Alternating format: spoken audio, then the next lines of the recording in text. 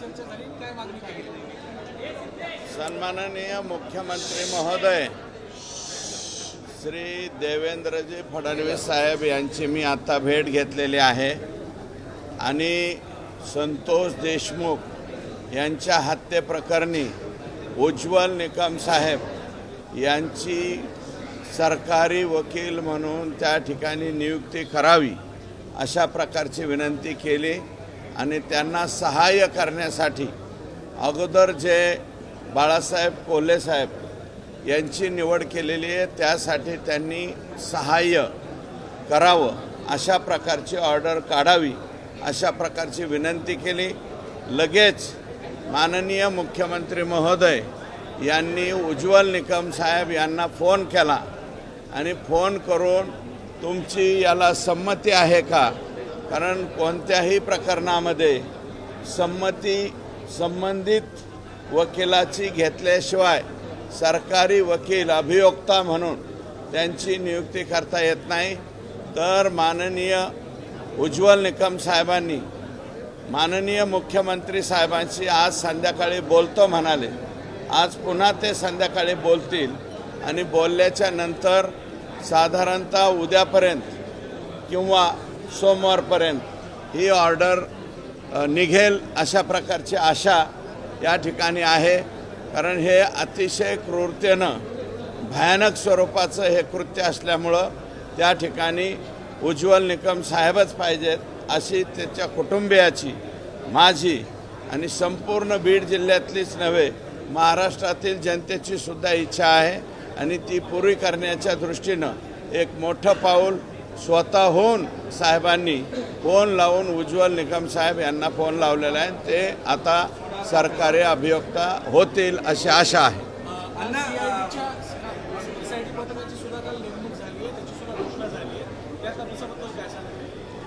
SIT पथक जे नेमलेलं आहे त्याच्यामधल्या 4-2 कर्मचाऱ्यांच्या बाबतीत त्यांच्या कुटुंबियाच्या आणि बीड जिल्ह्यातील जे पोलीस दलामधले काही अधिकारी कर्मचारी आहेत प्रमुख व्यक्तीच्या बाबतीत नाही, परंतु जे साईड ॲक्टर खाली नेमलेले आहेत त्यांच्या बाबतीमध्ये ऑब्जेक्शन आहेत। ही सुद्धा बाब मी मुख्यमंत्री महोदयांच्या लक्षात आणून दिली। त्यांनी मला सांगितलं की सोमवारपर्यंत तुम्ही ज्यांच्याबद्दलचं ऑब्जेक्शन आहे ते घेऊन या। त्यातली 4 नावं वगळून दुसरी नावं त्या ठिकाणी घेण्याचं सुद्धा सांगितलं आलेलं म्हणाले की एन्काउंटर होऊ शकतो, वाल्मिकी मोठ्या आकाला वाचवण्यासाठी छोट्या आकाचा एन्काउंटर देखील होऊ शकतो असं कोण म्हणाला? वडेट्टीवार म्हटले। हे पहा, वडेट्टीवार साहेब माझ्यापेक्षा मोठे आहे, ते काँग्रेस पक्षाचे आहे। ते काय बोलले म्हणून मी त्याच्यावरती प्रतिक्रिया देणार नाही। त्याच्या बाबतीमध्ये वडेट्टीवार साहेबांनाच आपण बोलावं असं माझं मत आहे। या संपूर्ण प्रकरणाशी ज्यांचं नाव जोडलं जात आहे, धनंजय मुंडे यांचं नाव जोडलं जात आहे, ते म्हणतात की कुणी येईल आणि कुणी राजीनामा मागेल तर तसं होणार नाही म्हणून।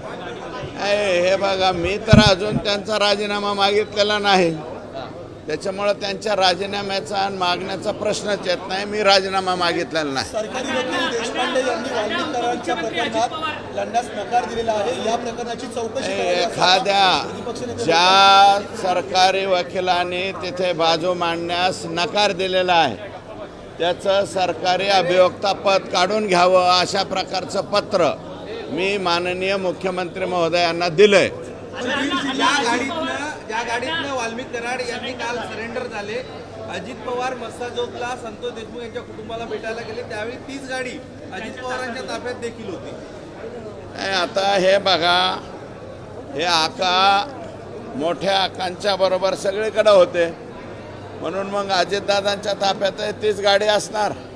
तीच गाडी सरेंडर करायला होती आणि तीच गाडी भेटायला म्हणून केज पोलीस स्टेशनला गेली होती आणि त्या गाडीचा मला वाटतं काळ्या कलरची गाडी आहे, पांढऱ्या कलरची, ही पांढऱ्या कलरची गाडी गेलेली आहे। अशी कोणती संशयास्पद गाडी असते? बीड जिल्ह्यामध्ये याचा तपास होऊ नये, हे जे प्रकरण आहे ते बीड जिल्ह्याच्या कोर्टामध्ये चालू नाही, ते संभाजीनगर किंवा अन्य कोर्टामध्ये चालवण्यात यावं। मला वाटतं बीडमध्ये योग्य प्रकारे घटना चालणार नाही। बीडमध्ये प्रकरण माझं असं मत नाही, बीडमध्ये प्रकरण चालवावं, परंतु बीडमध्ये हे लोक बीडच्या लॉकअपमध्ये ठेवू नयेत. ते एकतर संभाजीनगरच्या हर्सूलला हलवावेत, नाहीतर नाशिकच्या जेलला हलवावे. कारण हे आरोपींना भेटायला, सुविधा द्यायला मी अगोदरच म्हणलेलं आहे, बिंदू नामावलीची बीड जिल्ह्यामध्ये वास्तुशांती झालेली आहे, वाटोळं झालेलं आहे.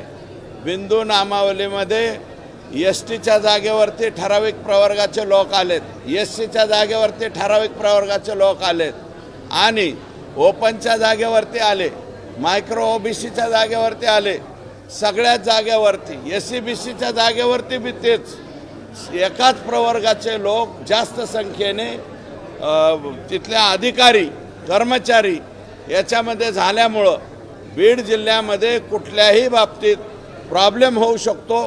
आणि मी आत्ता तर फक्त त्यांना हलवा म्हणतो, भविष्यात केससुद्धा दुसऱ्या जिल्ह्यामध्ये हलवण्याची पाळी येईल. बजरंग बाप्पाच्या बीडचे खासदार आहेत, त्यांनी एक दावा केला आहे की 11 तारखेला खंडणीचा गुन्हा वाल्मिकवरती दाखल होतो आणि 12 तारखेला धनंजय मुंडेंच्या कार्यालयामध्ये पोलीस आणि वाल्मिक कराड यांची भेट झाली म्हणून असा दावा बजरंग बाप्पा करतात. नाही, मला ह्याच्याबद्दल निश्चित सांगता येणार नाही.